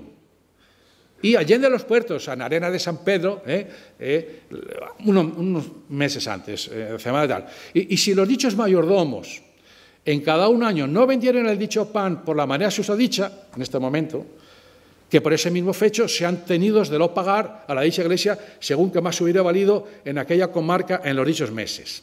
Os lo pongo en castellano más accesible. El mayordomo que administra los bienes, las cosechas de la iglesia, tiene que vender, la iglesia no come pan, la iglesia, es decir, ese es un grano que tiene que ser vendido. Entonces, ¿cuándo tiene que venderse? Cuando sea más caro. Y si el mayordomo le da pena de una familia que está pasando mucha necesidad y en vez de vendérselo en junio se lo vende en febrero, cuando valía menos, pues él tiene que pagar de su bolsillo la diferencia entre lo que vendió en febrero y lo que costaría en junio. Es decir, la Iglesia obligaba a especular con el hambre de la gente. Era obligatorio. Bueno, hay que decir que lo hacían los nobles, por supuesto. Es como lo hacían. Es más, no solamente lo hacían así. A veces había contratos de este tipo. Se vendía en febrero y en el contrato que se suscribía ante notario se decía: y por San Bartolomé de agosto, 22, 23 de agosto, me tenéis que dar esta misma cantidad de grano que yo os dé, pero no en dinero, sino en grano. Lo digo, a ver, lo voy a desarrollar. En febrero, con 100 reales, compras 2 sacos de grano. Yo te doy 2 sacos de grano en febrero y valen 100 reales. En agosto me vas a dar los 100 reales, pero en grano. Entonces, los 100 reales en agosto no compran 2 sacos, pueden comprar 5 sacos. Negocio redondo. Bien. Distribución del diezmo se hacía así, el cabildo se llevaba esto, 1/3, los párrocos otro tercio, y luego el otro tercio, que eran llamadas tercias reales, pues 2 de esos tercios era para, en principio el rey, pero el rey luego lo regalaba, y 1/3 de ese tercio, o sea, 1/9, es lo que quedaba para la fábrica de la iglesia, o sea, para el templo, para regar, reparar, para comprar una obra de arte, etcétera. Es muy interesante para los excedentes. Bueno, pues ya esto no lo... Este es el tema de otro mecanismo, además del estacional. Además de la oscilación estacional, estaba una oscilación que era mucho peor, que era la de los años buenos y los años malos. Funcionaba así. Los años buenos, mucha cosecha, cuando llega la cosecha en agosto, pues el trigo vale poco porque es abundante. Bueno, los campesinos ese año pueden pagar un poquito las deudas y reservan y tal, en fin, no pasa nada. Si el año siguiente ya es malo, pues ese año... bueno, hay que decir que los más afortunados de esos campesinos, el año bueno, además de pagar algo las deudas, pues han vendido algún excedente. ¿Pero a qué precio? Tirado, porque había mucho. ¿A quién? A los ricos, que compraban a bajo precio trigo. Bueno, si venía un año malo después, pues en ese año malo ya no había para vender excedentes, bueno, iban tirando la familia. Pero a la altura, pongamos, de abril, ya se acababan las reservas y había que comprar grano. ¿A quién se lo compraban? Pues a los dueños que lo habían guardado en las paneras y que se lo vendían al precio que les daba la gana, el mismo que antes habían comprado a 2 perras gordas. Ese mecanismo, si en vez de ser un año eran 2, pues evidentemente estos préstamos que hacían los poderosos con frecuencia no se podían cumplir, entonces se ponían como garantía hipotecaria las tierras, esas pequeñas tierras que tenían, las pocas. Si la sucesión de las malas cosechas se producían, se ejecutaba la hipoteca y el campesino se quedaba sin tierras. No sé si os suena eso, lo de la ejecución de las hipotecas. Resultado de todo esto, progresivo endeudamiento y empobrecimiento de los agricultores, dicen los campesinos de San Pedro del Arroyo en ese año. Dice, cuando los labradores de dicho lugar pagan las rentas y diezmos y primicias, Es tampoco lo que se viene a vender, excedentes, que son más los labradores que tornan a comprar que los que venden. Y los del barraco, unos años antes, dicen, como de 3 partes las 2 de toda la tierra de Ávila son de señores, así caballeros como escuderos y otras muchas personas particulares de Ávila, los pecheros de su majestad no tienen tierras suyas propias do siembren y cojan pan. Fijaos, en resumen, un vecino de Fontiveros dice en el año 82, los labradores se sustentan principalmente de los jornales, es decir, no de la producción agraria, sino de los jornales que con sus mulas y carros ganan, porque ninguno tiene, o muy pocos, hacienda en que labrar, si no es de renta. Y cuando han pagado la renta, si alcanzan a la pagar, no les sobra nada para poderse sustentar todo el año y dezmar y volver a sembrar. Así, por no lo poder cumplir, se han ido ausentado del pueblo algunos por no ser presos por deudas. Es decir, la emigración. Pasó el tiempo y la situación empeoró. Doy un salto y llego a 1804. Hay un gobernador, un jefe político, se decía entonces, un gobernador civil, que no debía ser de por aquí porque se apellidaba Borjas y Tarrius, esto no era de Salobralejo, seguro. Entonces, dice el uniforme que emite a la corona, parece increíble que el suelo de esta provincia sea tan ingrato, no pasa de 5 por 1 en el trigo la fecundidad general en año mediano, lo comenté la otra vez. Las tierras cultivadas por propietarios son 38.000 fanegas. De los 242 pueblos de que consta esta provincia, hay 74 cuyos habitantes no poseen una pulgada de tierra. En 74 pueblos los campesinos no tenían nada. Reunidas las tierras de mayorazgos, capellanes y conventos, resulta que las tierras de labor son 279.000 fanegas. Y comparándoles con las de los labradores, que son 38.000, hallaremos que las manos muertas poseen 6,3 veces más que la clase productiva. Bien, eso explica la desamortización que va a venir poco después. Es que era imprescindible, es que así no se podía seguir. Bueno, había la alhóndiga para garantizar la sementera, porque la gente que lo tenía hambre se comía la simiente y entonces era peor. Y los poderosos sabían que el campo tenía que producir, porque si no ellos, ¿de dónde sacamos sus rentas? Porque si el campesino se arruinaba, el señor se preocupaba. ¿Y de dónde tengo yo mis ingresos? Bien, sociedad estamental, la nobleza, tengo ya que ir corriendo. Únicamente el cabildo catedralicio tenía 140 personas trabajando allí, de las cuales era la mayor empresa de la ciudad. 75 eran seglares y 65 eran eclesiásticos, 170. La catedral, había 180 frailes y 335 monjas. Era la sociedad el privilegio de la sociedad, no era una sociedad democrática. No se puede comparar con los ojos de hoy. Por ejemplo, desigualdades económicas.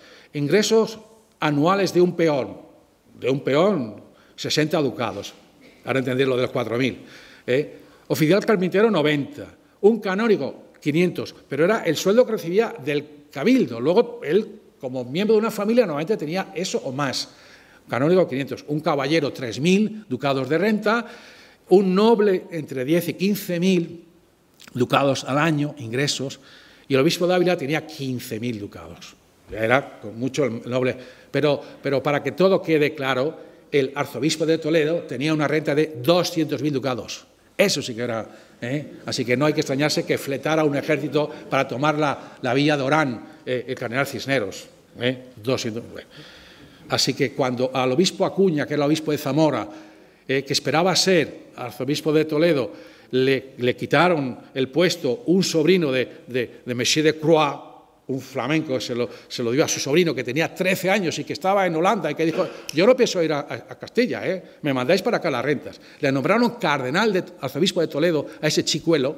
El obispo de Zamora, Acuña, se convirtió en el comunero más furibundo. Tenía 200 clérigos escopeteros, que eran clérigos jóvenes, a los que eran terroríficos. Bueno, el pobre no, porque después era un tipo muy violento.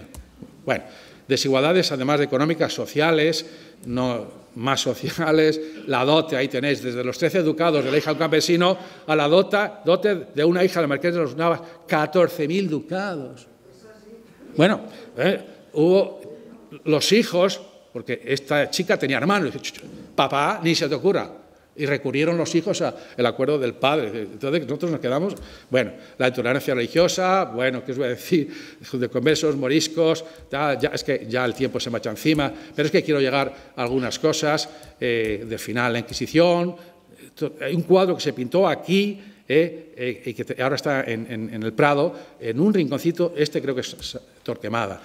La Inquisición, quemando libros, un texto de un profesor de la Universidad de Salamanca. Debo rechazar como falso lo que me parece en todos sus puntos tan claro, tan cierto, tan evidente como la luz y la propia verdad. ¿Qué significa, pues, esta suerte de esclavitud? Qué injusta dominación en la que uno, a fuerza de crueldades, es impedido de decir lo que piensa, aunque pueda hacerlo sin desprecio e insulto por la religión. Santo Tomás, aquí estuvo en la dirección de la Inquisición. Se conserva en las dominicas de Mosén Rubí el escudo de la Inquisición, ahí, un texto donde los libros de la lectura que se leía. Debo decir, además, como ahora se ha inaugurado lo de Arévalo, en Ávila nunca hubo una imprenta, hasta la primera fue bien avanzado el siglo XIX. En cambio, en Arévalo hubo una imprenta del siglo XVI, en Ávila. Y además, paradójicamente, aquí al lado, a menos de 100 kilómetros, en Aguilafuente, en Segovia, la primera imprenta de España, incluida la Corona de Aragón, pues el primer libro se imprimió en Segovia. En cambio, Ávila, pues no hemos tenido imprentas. Aquí están la gente de la cultura, 1566, la época álgida del siglo XVI. Aquí estaba la universidad, el aula magna es esta es hoy, aula magna de la catedral de la Universidad de Santo Tomás, fue transformada en 1966 en capilla protestante para los pilotos de la Legión Cóndor. O sea, los dominicos, que eran los que velaban por la Inquisición, su Santa Santorum, su aula magna, verán con el paso del tiempo que unos protestantes, unos herejes, convertirán en templos. En fin, la historia pasa factura. Alfabetización por sexos, los hombres de entre el 50 y el 60%. Eso de que el pueblo era todo analfabeto, mentira. Esto lo conozco yo, viendo firmas y tal. Y las mujeres, como veis, están a este nivel, menos del 20%, y las esposas de los caballeros estaban en un nivel muy superior a este. La madre de Santa Teresa, cuando ella sabía leer, no era raro en Ávila el que la mujer de un noble pudiera... El nivel de alfabetización por oficios, no me entretengo, está desde boticario, que sabía al 100%, hasta hortelano. He encontrado 27 hortelanos, ninguno sabía escribir.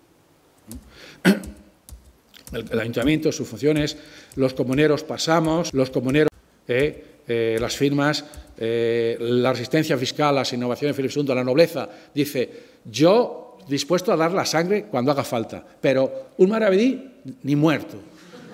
Y le decían los funcionarios reales, pero si es que ya la guerra no se hace con valientes, hay que hacer barcos, hay que comprar cañones, hay que hacer fortificaciones, necesitamos dinero. Yo dinero no os pago. Bueno, entonces se montó un cisco aquí, una especie de huelga, le hicieron un panfleto a Felipe II, un panfleto, que es este texto, y fue ejecutado Diego de Bracamonte, y don Enrique de Ávila condenó a pena de muerte, aquel que dijimos antes. Aquí está representado, y a don Diego de Bracamonte se le deposita el cadáver ya decapitado en la sacristía de Mosén Rubí, porque fue decapitado en el Chico, y ya sabéis dónde está Mosén Rubí, al lado. Hay una leyenda en este cuadro, debajo de este Cristo, le dice, rogad a Dios en caridad por el ánima del noble caballero don Diego de Bracamonte, que por defender los intereses de Ávila fue decapitado en la plaza del Mercado Chico el lunes tal del año 92, en cuya noche estuvieron sus restos depositados. Me interesa que, fijaos, dice que fue decapitado por defender los intereses de Ávila. No, los intereses de los nobles, porque Felipe II decía, España está muy mal, tienen que pagar impuestos todos, los nobles, los clérigos y el pueblo llano. Y encabezó la revuelta de que los nobles no podían pagar. Por tanto, no era defender a Ávila, era defender sus intereses de su clase, en detrimento de los campesinos, que finalmente fueron los que tuvieron que pagar, porque lo de Felipe II no salió adelante. Bien, las firmas de estas dos personas, que se ve que eran firmas, el de arriba era mayor, Diego Bracamonte, el señor de la Pavona, y al arrullo de sus campanas, Ávila se durmió una tarde cualquiera de 600. Ávila entra en el sopor, que va a estar allí hasta el siglo XX, bueno, al final del 18 hay un intento de reactivar y los gestores de la fábrica de algodón, pues hacerlo de siempre, pues bajar el sueldo de los jornaleros, de los tejedores, porque ¿qué otra cosa se puede hacer? Se podía haber hecho muchas cosas, pero bajar entonces aparece en la historia del obrero, de los primeros panfletos de la historia son de Ávila. Dice a don Tomás Heray, delitor, es decir, director de la fábrica de los Caballeros del Rey, será perseguido de sus enemigos por quitar el jonar de los tejedores. Y le están tirando con un trabuco en la boca. Procede del Archivo General de Simancas. Y hay un segundo panfleto: si bajar el jornal a los tejedores y a los del puente, te aseguro que tú me las pagarás con mi acero, etcétera.